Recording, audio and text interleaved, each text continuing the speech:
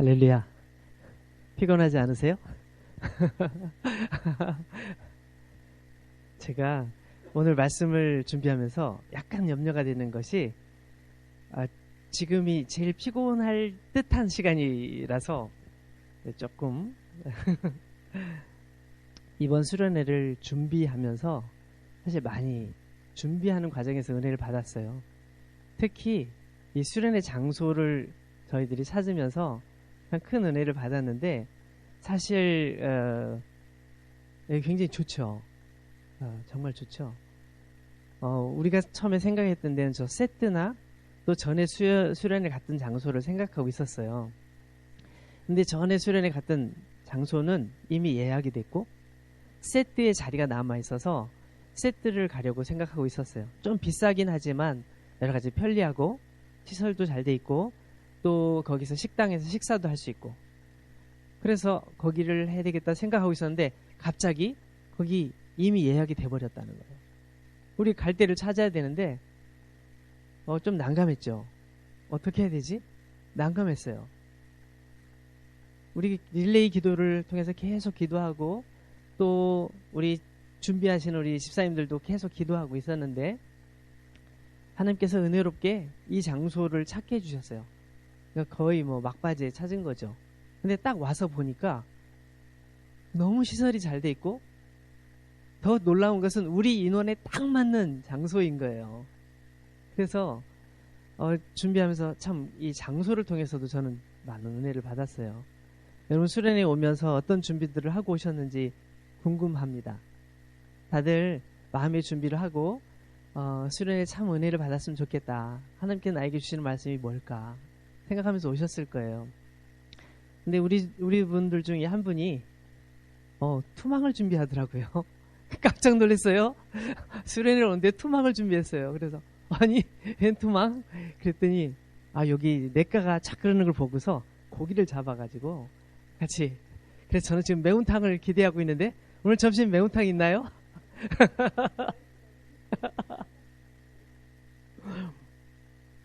그 발상이 너무 독특했어요. 한편으로 좀 웃음도 나오고 한편으로는 굉장히 많은 생각을 하게 됐어요. 왜냐하면 예수님의 제자들 중에 어부가 여러 명 있었잖아요. 그죠? 물고기를 잡는데 그 어부 생각이 딱 나는 거예요. 그래서 성경을 찾아봤어요. 성경 가져왔어요. 여러분 성경 한번 찾아볼까요? 조금 한 가지 말씀드리면 오늘 시간이 좀 일정이 우리 떠나는 버스가 1시 5분 버스가 있더라고요. 그리고 그걸 놓치면 5시 몇 분 버스예요. 그래서 이 1시 5분을 놓치면 5시까지 기다려야 되거든요. 그건 좀 너무 무리가 있는 것 같아서 1시 5분 버스를 탈 수 있도록 모든 일정을 좀 축소했어요. 좀 앞으로. 그래서 그 전에 바베큐 파티까지 충분히 하고 갈 수 있도록 이렇게 하려고 하니까 설교를 제가 최대한 간략하게 하는데 그 대신 집중해 주셔야 돼요. 아까 말씀드린 것처럼 정말 지금 피곤할 때라서 좀 집중하기 어려울 수 있는데 잘 집중해 주시면 빨리 끝납니다. 알겠죠? 제가 여러분에게 성경을 갖고자고 하고 또 특히 종이 성경을 이용했으면 좋겠다고 하는 이유를 오늘 제가 몇 가지 설명해 드릴게요. 우리 마가복음 한번 찾아볼까요? 마가복음 1장. 마가복음은 신약성경의 두 번째 책이죠. 마가복음 1장 16절부터 찾아볼게요. 여러분이 잘 아시는 것처럼 저는 휴대폰에도 성경 앱이 깔려 있고 또 여기 이렇게 타블렛을 저도 가지고 다녀요. 여기도 성경이 깔려 있습니다. 저는 이것으로 성경을 자주 읽고 또 어떤 때는 여행 중에는 휴대폰으로 자주 읽어요. 근데 제가 주로 읽는 건 이게 아니에요. 휴대폰도 아니에요. 이거하고 종이로 된 성경하고 차이점이 뭔지 오늘 그걸 알려드릴게요. 일단 제가 16절부터 한번 읽어봅니다. 오늘 어부가 나오는데요. 갈릴리 해변으로 지나가시다가 시몬과 그 형제 안드레가 바다에 금을 던지는 것을 보시니 그들은 어부라. 예수께서 이르시되 나를 따라오라. 내가 너희로 사람을 낚는 어부가 되게 하리라 하시니 곧 그물을 버려두고 따르니라. 여기까지만 읽을게요. 지금 예수님의 제자들 중에 어부가 몇 명이죠? 4명.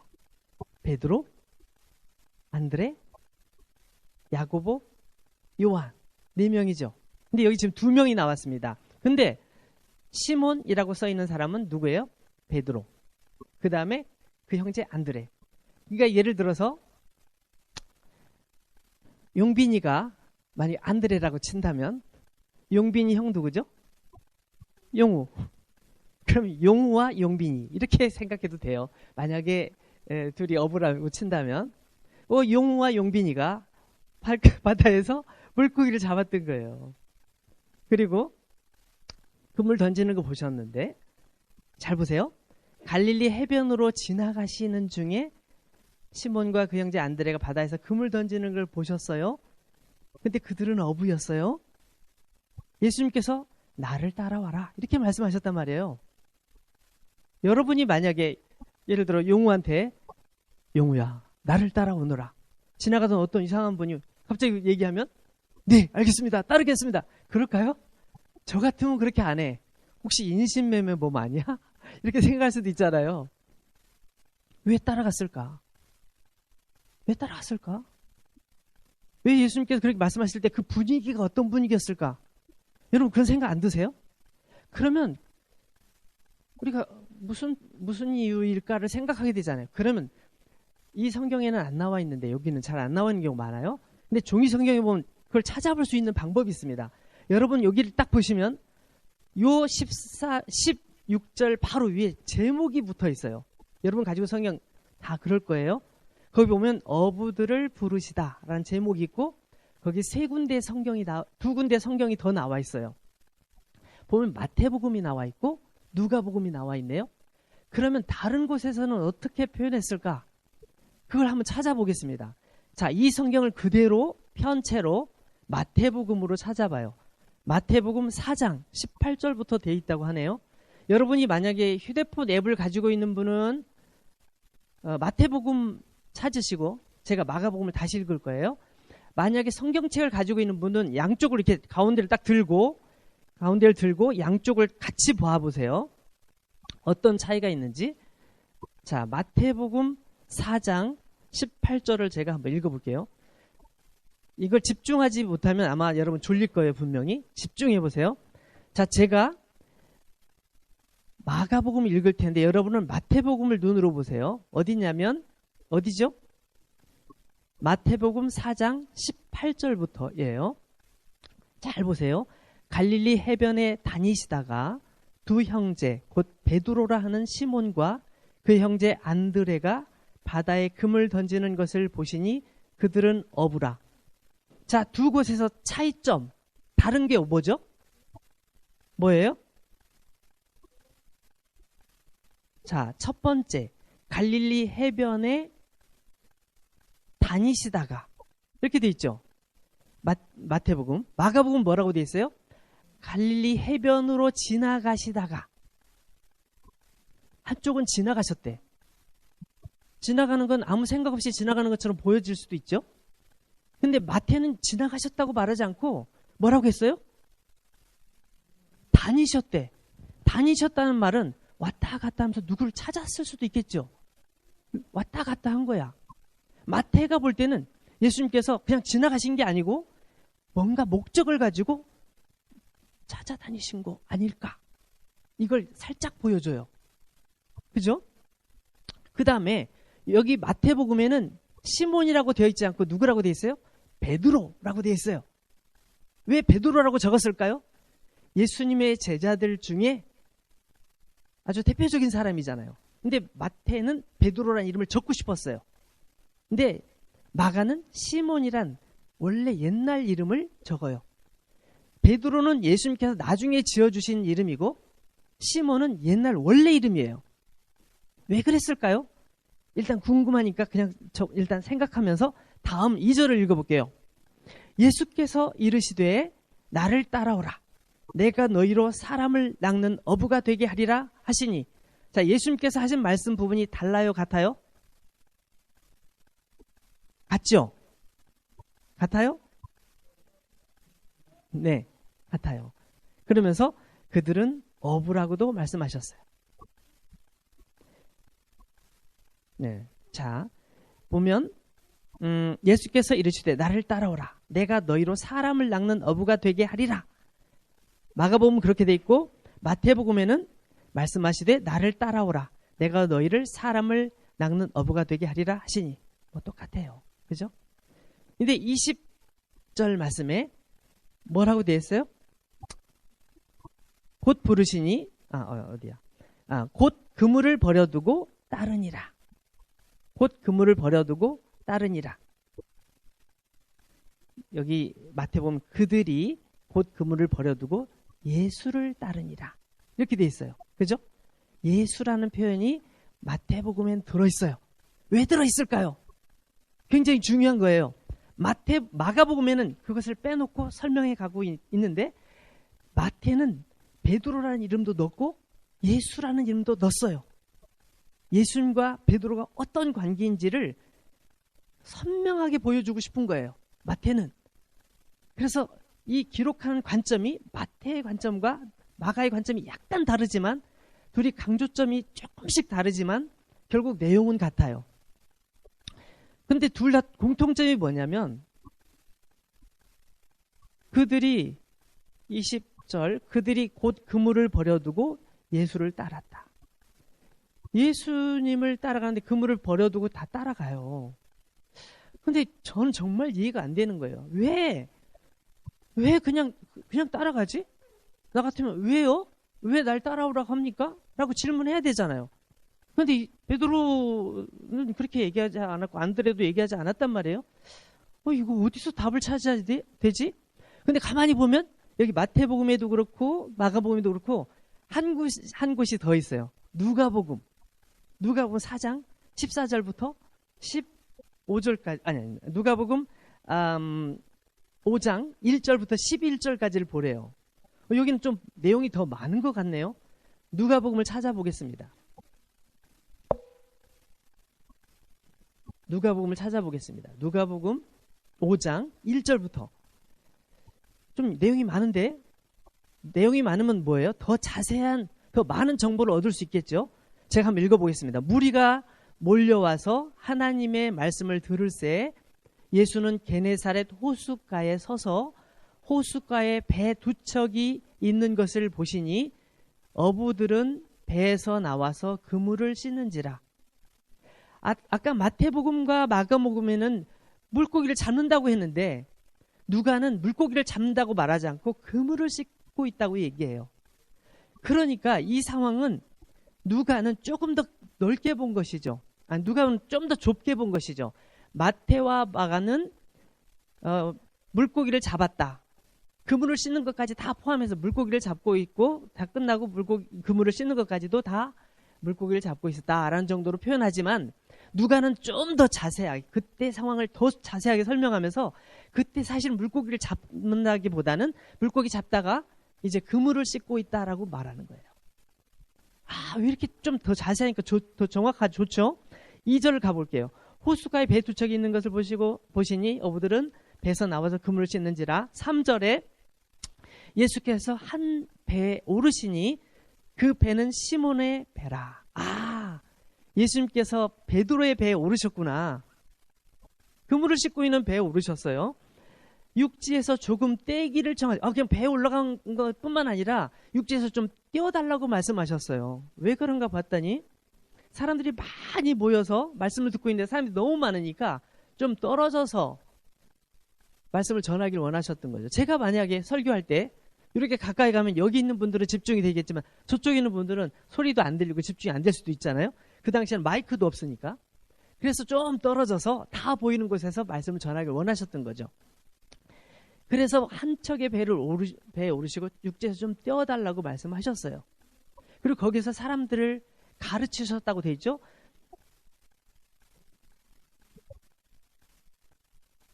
배에서 무리를 가르치시더니 4절 말씀 말씀을 마치시고, 그러니까 상당히 긴 시간 동안 예수님께서 말씀을 전하셨을 가능성이 있겠죠. 긴 시간 동안 예수님 말씀하시는 동안 베드로는 뭐 하고 있었을까요? 배에 앉아가지고 언제 끝나지? 왜 이렇게 길게 하시지? 나 피곤한데, 어제 밤새도록 고기 잡아서 피곤한데? 라고 생각하고 있었을 거예요. 근데 얘기를 점점 듣다가 예수님의 말씀 속에 빠져들었을 가능성도 있죠. 그 뒤에 내용을 보면 그래요. 근데 4절 말씀 보면 시몬에게 이르시되 깊은 데로 가서 그물을 내려 고기를 잡으라. 고기를 잡으래요. 그물 다 씻었는데 고기를 잡으라고 말씀하시죠. 그때 베드로가 뭐라고 반응하지 한번 보세요. 시몬이 대답하여 이르되 선생님, 우리들이 밤이 새도록 수고하였을 때 잡은 것이 없지만은 말씀에 의지하여 내가 그물을 내리리이다 라고 얘기해요. 이 얘기는 뭐냐면 두 가지를 가지고 있어요. 예수님, 지금 고기 잡으려고 해도 소용없어요. 우리가 밤새도록 잡았거든요. 소용없어요. 그리고 우리는 너무 피곤해요. 이런 의미가 있어요. 두 번째는 뭐냐면 내가 배에 앉아서 예수님 말씀을 쭉 듣다 보니까 예수님 말씀을 들으면 뭔가 무슨 일이 생길 것 같아. 그래서 제가 한번 말씀대로 한번 해볼게요 라고 자기 생각, 자기의 의견을 조금 내려놓고 예수님 말씀 앞으로 조금 가는 거예요. 분명히 뻔해. 고기 안 잡혀. 예수님께서 고기 잡는 분도 아니고 듣기로는 목수의 아들이라고 하는데 설마 이렇게 생각이 들었겠지만 예수님께서 지금 쭉 말씀하시는 걸 듣다가 보니 예수님께서 말씀하시는 걸 들으면 뭔가 일이 생길지도 몰라라는 생각이 드는 거죠. 여러분, 우리가 신앙생활하면서 참 믿음이 없어요. 근데 그래도 믿음은 없지만 기도도 잘 할지 모르지만 매주일 빼놓지 않고 교회를 계속 오다 보면 말씀을 듣다 보면 또 예수님을 잘 믿는 사람들과 얘기를 나누다 보면 예수님 믿으면 저런 일이 생겨? 저런 기도하다 보니 저렇게 응답도 받았어?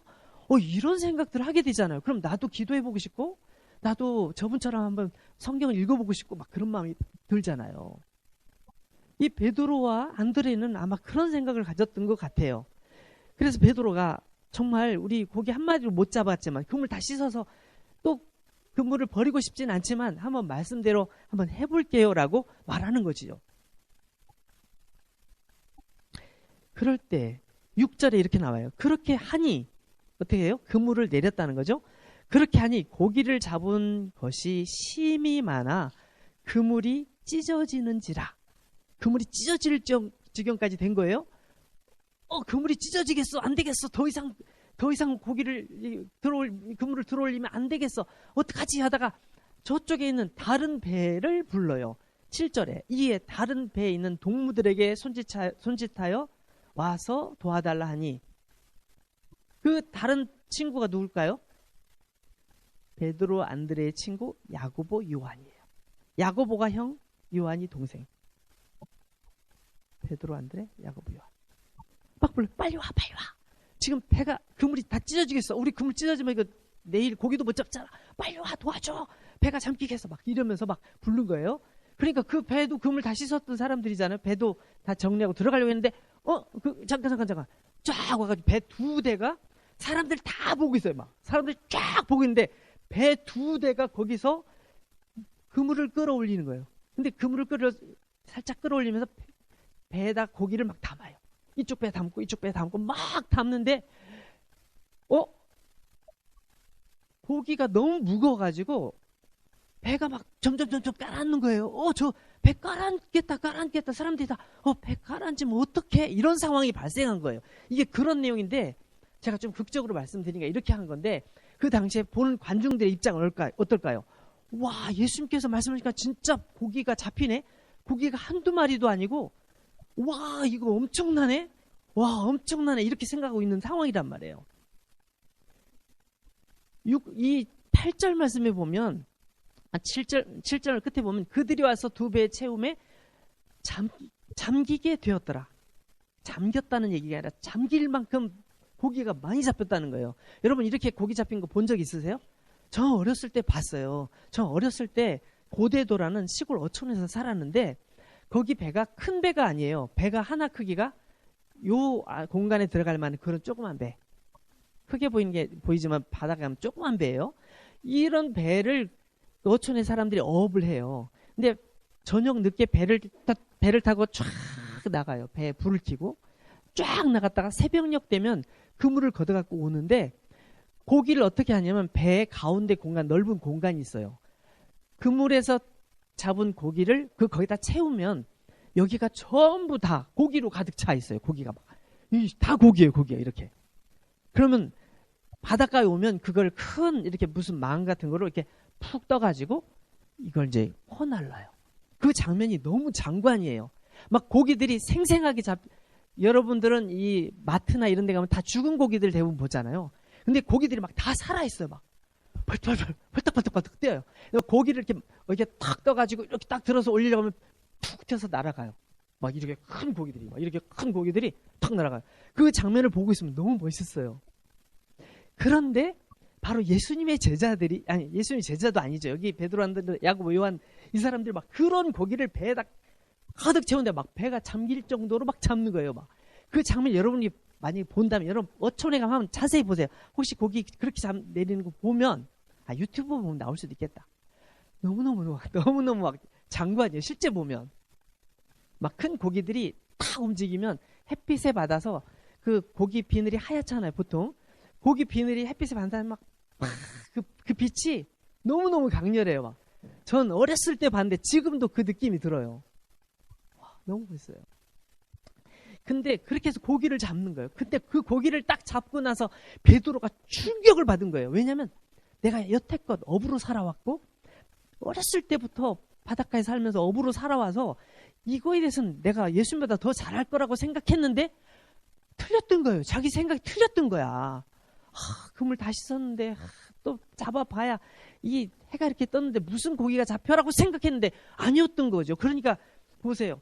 8절에 이렇게 말해요. 시몬 베드로가 이를 보고 예수의 무릎 아래 엎드려. 이건 여러분 유대인들에게서 무릎을 꿇는다는 건, 지금 우리도 마찬가지지만 다른 사람이 무릎 꿇는다는 건 굉장히 수치스러운 거예요.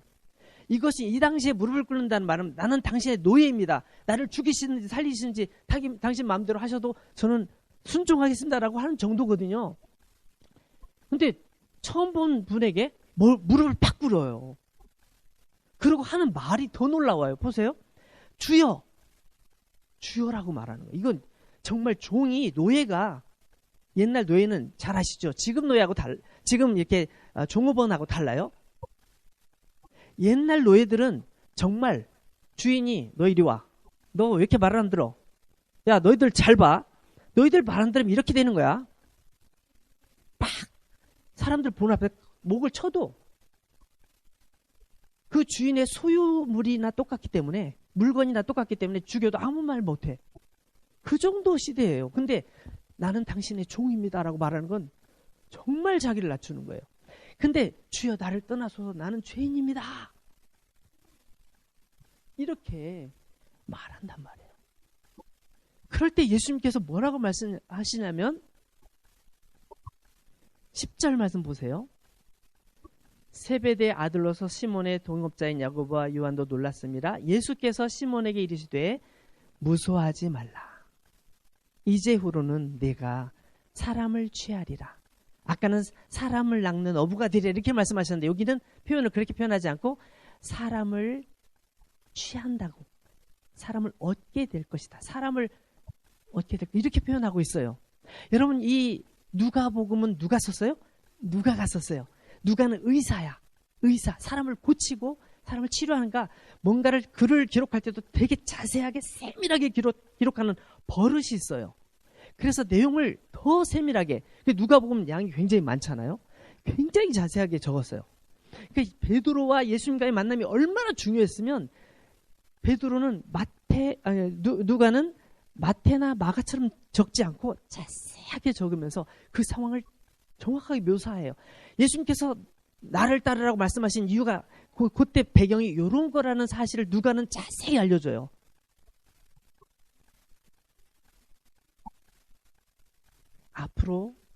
앞으로는 내가 사람을 얻는 사람이 될 거야.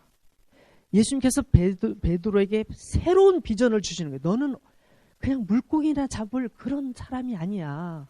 평생 동안 물고기만 잡아왔지 아니야. 하나님의 뜻은 너가 물고기만 잡는 사람이 아니고 하나님의 일을 할 사람이란다.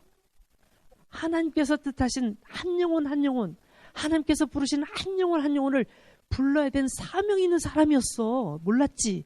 나를 따라와. 내가 가르쳐 줄게. 라고 말씀하시는 예수님의 초대예요. 그 초대를 받은 베드로가 그 초대에 응해서 어떻게 해요? 그 즉시 여기 보면 누가 보면 그들이 배들을 육지에 대고 모든 것을 버려두고 예수를 따랐다고 했어요. 여기는 배가 하나 더 추가됐죠. 고기보다도 그물보다도 더 비싼 것이 배겠죠. 이 배는 뭘 의미하냐면 베드로는 아버지의 뒤를 이어서 그 배를 소유할 수 있는 사람이에요. 배를 가지고 있다는 사람은 굉장히 부자입니다. 부자였어요. 그 당시에 엄청난 부자였어요. 그렇겠죠? 근데 아버지가 돌아가시면 그 배가 다 자기 것이 되는 거예요. 근데 그 배를 다 포기했어. 그물도 포기했어. 물고기 잡는 일도 포기했어요. 내가 하나님의 영광을 위해서 살리라. 예수님을 따라가리라 라고 고백하면서 그의 인생이 새로운 소망으로, 어떤 소망? 하나님의 소망으로 채워진 거예요.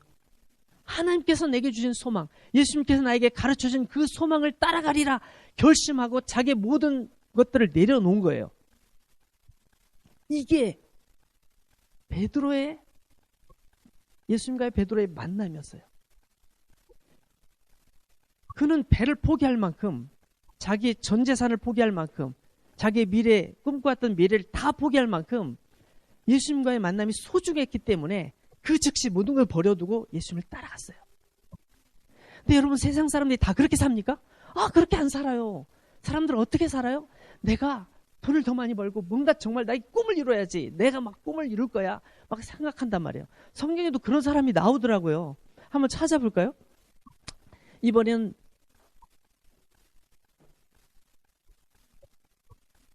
어디 있냐면 누가복음, 같은 누가복음인데 12장을 한번 보겠습니다. 누가복음 12장 16절 말씀부터 볼게요. 여기 보면 한 부자가 나와요. 여러분 잘 기억해 보세요. 이 부자를 잘 관찰해 보세요. 여러분, 우리 종이 성경이 너무 좋은 게 뭐냐면 성경을 읽다가 중요한 부분에 거의 다 체크를 해놓을 수 있잖아요. 이건 빨리 찾을 수 있고 너무너무 좋은데 체크하기도 애매하고 체크한 걸 다시 찾기도 애매하고 양쪽을 비교하기도 너무 힘들어요. 그래서 종이 성경을 보자고 말씀을 드리는 거예요. 여러분이 혹시 종이 성경이 있으면 반드시 종이 성경을 갖고 다니세요. 그게 훨씬 좋아요. 자, 보세요. 12장 17절 찾으셨죠? 제가 읽어볼게요. 16절. 또 비유로 그들에게 말하여 이르시되, 예수님께서 말씀하신 거예요. 한 부자가 그 밭에 수출이 풍성하매. 자, 이 사람은 어떤 사람이라고요? 이름은 모르겠는데 부자예요. 이미 부자야. 엄청난 부자예요. 그런데 그 밭에 수출이 풍성하매. 요즘 가을철이잖아요. 가을철 수확의 계절이에요. 얼마 전에 이병기 집사님이 저에게 좋은 제안을 해주셨어요.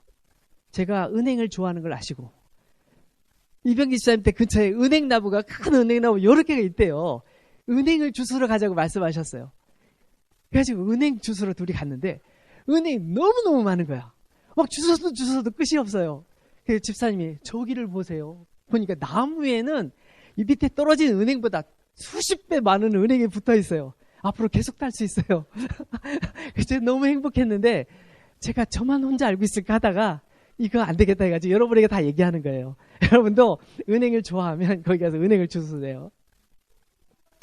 여기 한 부자는 부자니까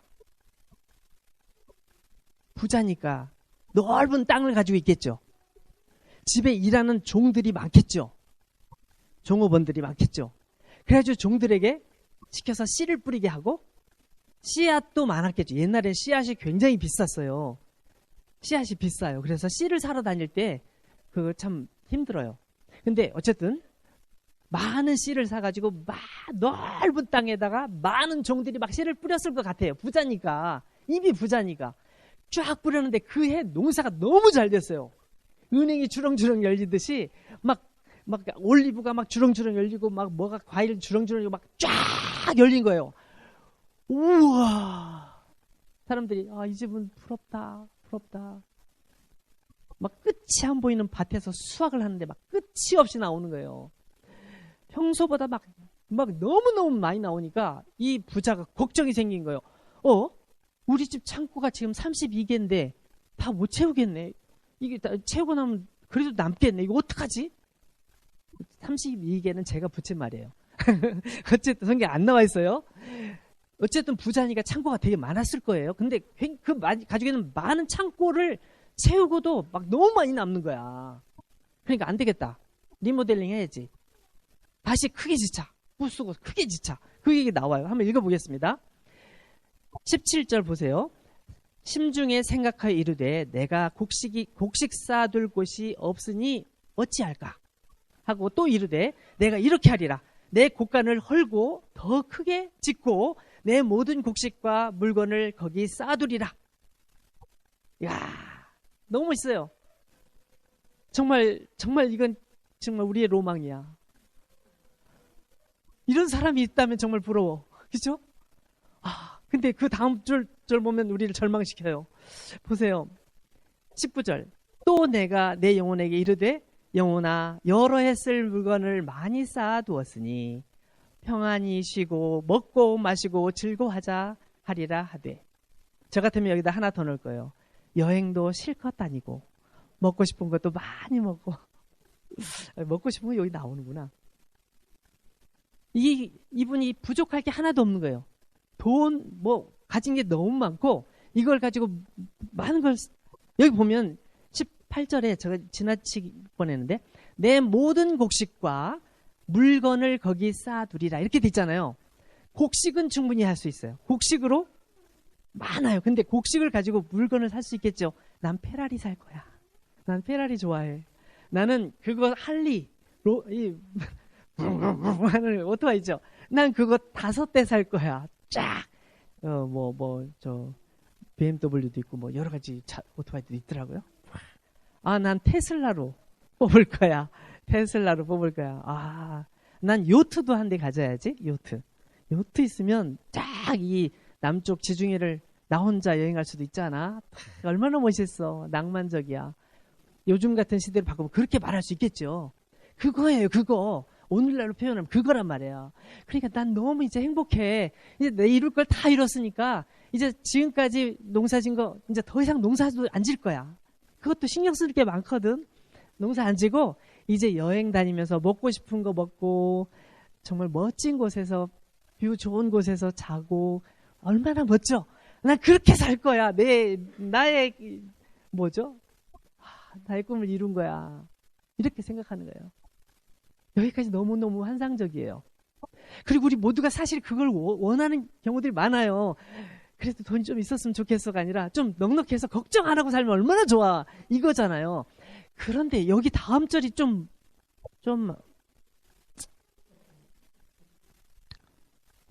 20절 말씀 보세요. 하나님은 이르시되 어리석은 자여 오늘 밤에 내 영혼을 도로 찾으리니 그러면 내 준비한 것이 누구의 것이 되겠느냐. 2022년 9월달 이번 올해 9월달에 어떤 여자가 죽었어요. 누군지 조사를 해보니까 엄청난 재산을 상속한 상속녀, 어마어마한 거부 재산을 상속할 수 있는 사람이었는데 그 사람이 갑자기 누구에게 죽임을 당한 거예요. 그 옆에 그 쓰레기통에서 그 사람 옷이 발견되고 그 사람은 신원을 알아볼 수 없을 만큼 몸이 손상된 상태로 죽임을 당했어요. 많은 재산이 있고 사람들이 막 다 부러워하는 그런 사람이었지만 어느 순간에 죽임을 당하니까 그게 모든 것이 그 사람 게 아니에요. 아무리 그 부자가 정말 재산이 많고 앞으로는 어떻게 살아야 되겠다 막 자기 나름대로의 소망을 가지고 계획을 가지고 다 꿈꿔왔지만 그 소망이 하루아침에 아무것도 아닌 게예요. 그거는 하나님께서 주시는 소망이 아니라 자기의 소망이었거든요. 그리고 이 땅의 소망인 거예요. 이 땅의 소망은 우리의 인생이 끝나는 순간 모든 것이 사라져버려요. 아무것도 아닌 거예요. 근데 여러분 안타깝게도 많은 분들이 그걸 소망으로 가져요. 요즘 어제 목사님도 말씀하셨지만 결혼 상대로 할 때 일단 외모, 적어도 외모는 누구처럼 돼야 돼 라고 말하고, 그 다음에 집은 있어야 돼. 집은 있어야 돼. 그리고 그 사람이 직장도 그래도 좀 부끄럽지 않은 좀 잘 나가는 직장이 있어야 돼. 그런 사람이어야 내가 결혼할 거야. 이렇게 그런 조건을 갖는 경우가 있어요. 근데 그렇게 해서 결혼을 하잖아요. 근데 그것만 보고 결혼했기 때문에 결혼하고 나면 서로의 그 인격적인 거, 정말 서로에 대한 관계가 굉장히 중요하다는 걸 알게 되거든요. 그때는 외모도 그렇게 중요한 게 아니에요. 사실 살다 보면 외모는 늘 보다 보면 잊어버려요. 저분이 예쁜 분인지 못생긴 분인지 그런 것도 몰라. 사실 지나다 보면. 그리고 세월이 지나면 다 좀 변하게 돼 있어요. 그죠? 여러분 여기 좀 연세 많으신 분들 계시잖아요. 우리 이분들도 다 어렸을 때 여러분처럼 예뻤어요. 지금 실수한 것 같은데? 수습이 안 돼, 이거. 수습이 안 되네. 큰일 났네.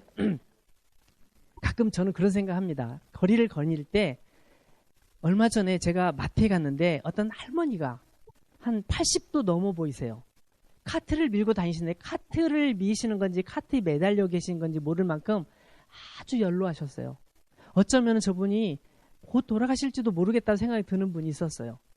정말 힘들게 카트를 드시는데 과일 한 상자를 들어서 카트에 놓으시면서 정말 힘들게 놓으시더라고요. 제가 그분 뒤에서 내가 도와드릴까 말까 고민을 했는데 그분을 보면서 그런 생각을 했어요. 저분이 10대 때, 20대 때 얼마나 예쁘셨을까? 얼굴이 너무 연세가 많으신데도 얼굴이 참 예쁜 그게 그대로 남아있더라고요. 저분이 어렸을 때는 정말 예뻤을 텐데 하는 생각이 들면서 우리 인생이 얼마나 허무한가.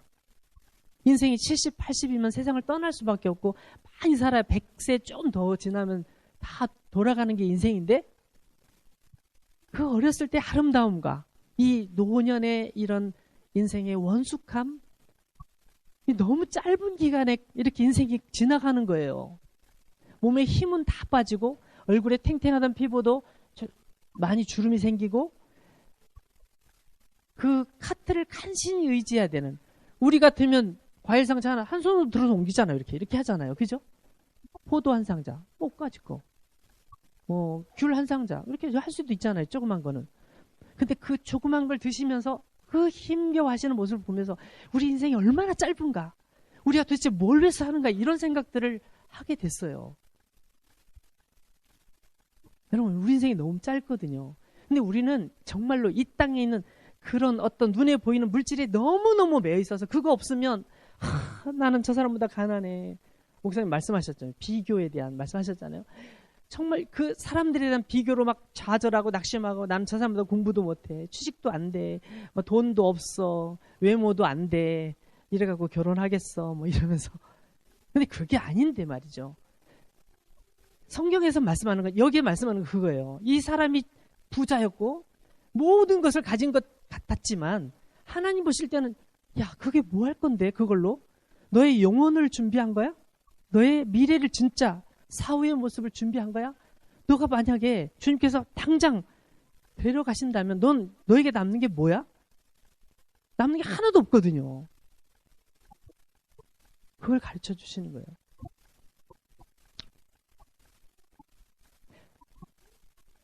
자, 오늘 말씀으로 한번 가볼게요. 오늘 말씀은 제가 찾아왔습니다. 그래도 성경을 찾으세요, 여러분들. 성경 있는 분 성경을 찾는 게 더 좋겠죠. 저는 그걸 적극 권합니다. 로마서 15장 13절 말씀. 자, 잘 보세요. 잘 보세요. 소망의 하나님이 모든 기쁨과 평강을 믿음 안에서 너에게 충만하게 하사 성령의 능력으로 소망이 넘치게 하시기를 원하노라. 너무 복잡한 이 본문이라서 이해하기가 좀 쉽지 않아서 제가 조금 이렇게 괄호를 한번 사용해 봤어요. 다시 한번 보세요. 소망의 하나님이 모든 기쁨과 평강을 너에게 충만하게 하사 소망이 넘치게 하시기를 원하노라. 조금 더 이해하기 쉽죠? 한 칸 더 지나가 볼게요. 소망의 하나님이 소망이 넘치게 하시기를 원하노라. 누구에게? 너희에게. 소망의 하나님께서 소망이 우리 가운데 넘치기를 원하신대요. 그 소망은 어떤 소망일까요? 하나님의 소망은 어떤 소망일까요? 우리가 이 세상에 막 돈 벌어야 돼. 그래야 사람 취급받아.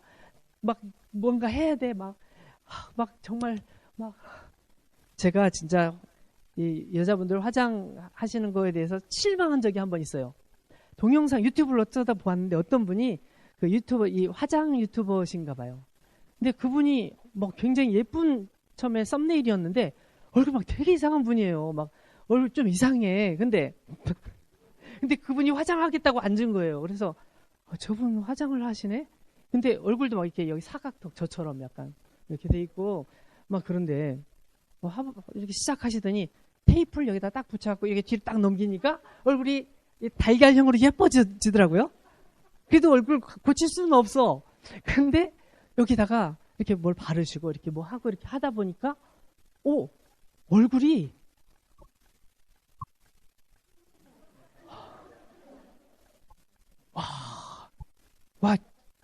바로 TV나 영화에 출연하면 좋을 것 같은, 아니면 아이돌 남자들이 막 전화번호 막 따려고 막 애쓸 것 같은 그런 얼굴로 바뀌더라고요.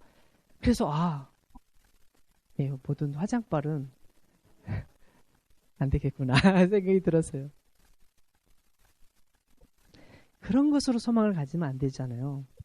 보세요. 소망의 하나님께서 주시는 소망으로 가득 채워지기를 하나님께서는 원하고 계세요.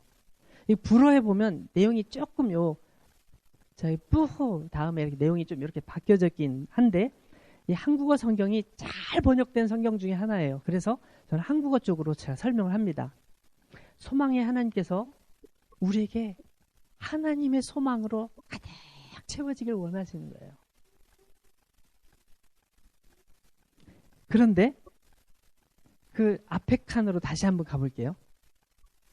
네, 소망의 하나님께서 모든 기쁨과 평강을 너에게 충만하게 하사. 하나님의 소망은 어떤 거냐면요, 기쁨, 그 다음에 마음속의 평안. 우리가 그렇게 조급하고 막 두렵고 막 답답하고 막 정말 막 정신적인 스트레스 시달리던 사람이 예수님을 만나고 가장 먼저 경험하는 것 중에 하나가 뭐냐면 스트레스가 싹 사라지고 마음의 평화가 찾아오는 거예요. 그래서 막 과거에 조급하고 두렵고 무섭던 사람들이 그게 어느 순간에 사라진 거야. 왜 사라졌는지 잘 모르겠어. 내가 뭘 했지? 모르지만 어느 순간에 내 속에 이렇게 사라져 있는 걸 알게 되는 거예요. 모든 기쁨과 평강을 그냥 주시는 게, 조금 주시는 게 아니라 충만하게 가득 채워주시는 거예요. 하나님께서 하나님 그걸 원하셔서 그 결과로 소망이 넘치는 거죠. 자, 여기 보면 제가 가로친 믿음 안에서 성령의 능력으로 두 가지가 나오잖아요. 요것까지 설명을 해볼게요. 자, 모든 기쁨과 평강을 언제 얻게 되냐면 우리가 예수님을 믿음으로 의지할 때. 내가 노력해봤는데 안 되더라고요. 나 정말 마음 편안하려고 했거든요. 안 돼요. 주님께서 도와주셔야 돼요. 여러분, 제가 저의 비밀을 한 가지 말씀드리면, 제가 태어나기 전에 저희 할머니께서 저희 어머니에게 이렇게 말씀하셨대요. 태어나는 아이가 남자면 다행이지만 여자면 엎어놓고 밟아야 된다. 끔찍한 얘기잖아요. 제가 말띠인데 저희 할머니가 왜 누구한테 그런 이상한 얘기를 들으셨는지 모르겠어요. 제가 잘 아는 어떤 사람도 말띠거든요. 근데 그분 보면 저보다 더 잘 살고 제가 존경하는 분이에요. 저희 집에 가까이 사는 분이 한 분 계신데 누구라고 말은 못해요. 어쨌든 근데 어쨌든 저는 제가 태어나기도 전에 그런 저희 집에 어떤 상황이 있었어요. 제가 추정하건대 저희 어머니는 날마다 아이가 태어날 때까지 두려우셨을 거예요. 그때는 지금처럼 출산 전에 남자인지 여자인지 알 수가 없었어요. 태어나봐야 하는 거예요. 눈으로 확인해야 알게 되는 거예요. 그럼 얼마나 불안하겠습니까? 내가 안고 있는, 내가 뱃속에 가지고 있는 이 아이가 남자인지 여자인지, 만약에 남자라면 괜찮지만 여자라면 어떻게 내가 낳은 아이를 어떻게 내가 죽일 수가 있어? 라고 불안했겠죠. 그리고 나서 어떤 아이가 태어났어요. 다행히 그 아이는 남자였어요. 예쁘장하게 생기고 말도 잘 듣고 착하게 잘 자라는 아이로 한 아이가 태어났어요. 그때는 그렇지는 않았겠죠. 어쨌든 한 예쁘장한 아이가 태어났어요. 근데 그 아이에게 문제가 있어요. 그 아이는 굉장히 똑똑하고 상냥하고 착하고 친절해 하지만 늘 마음속에 불안함이 있어요. 사람들이 칭찬해도 불안하고 사람들이 뭐라고 얘기하면 더 불안하고 막 긴장이 되고 식은땀이 나고 얼굴이 빨개지고 막 떨어. 되게 공부도 잘해서 앞에서 가고 발표도 많이 하는데 발표할 때마다 덜덜덜덜 떨어요. 그 이유를 모르겠어요. 지금은 안 떨까요? 사실 지금도 떨어요. 저는 가끔 그 생각을 해요. 저희 어머니께서 가지고 계셨던 그 불안함이 어쩌면 저에게 그런 내가 극복하기 어려운 그런 걸 주신 건 아닐까 생각을 해요. 그러나 예수님을 믿고 나서 제가 엄청나게 달라졌어요. 엄청나게 달라지고 지금 그것이 많이 줄어들었지만 여전히 어떤 상황이 되면 저도 모르게 굉장히 긴장하고 불안해하고 그럴 때가 있어요. 그래서 제가 그때 기도해요. 하나님, 주님이 아니시면 저는 얼마나 절망적인 인생을 살았을까요? 제 마음속에 이 불안함을 제가 어떻게 제 스스로 컨트롤할 수 있었을까요? 전 절대 못해요. 절대 못해요.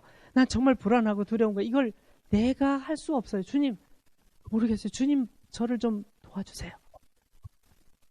그렇게 기도할 때 하나님께서 저에게 평안함을 주시고 제가 이해할 수 없는 힘을 주시고 용기를 주시더라고요. 제가 불안함이 여전히 있고 떨림이 있어도 그걸 극복할 수 있는 힘을 주시더라고요. 그래서 다른 사람을 만날 때 행복할 수 있고 여러분과 함께 교제할 때 말씀을 나눌 때 제가 이렇게 행복하게 말씀을 나눌 수 있게 된 거예요. 사실 여러분들 중에 정신과 치료의 약을 드시는 분 계신가요? 저는 어쩌면 저도 그런 트라우마를 가지고 있는지 몰라요.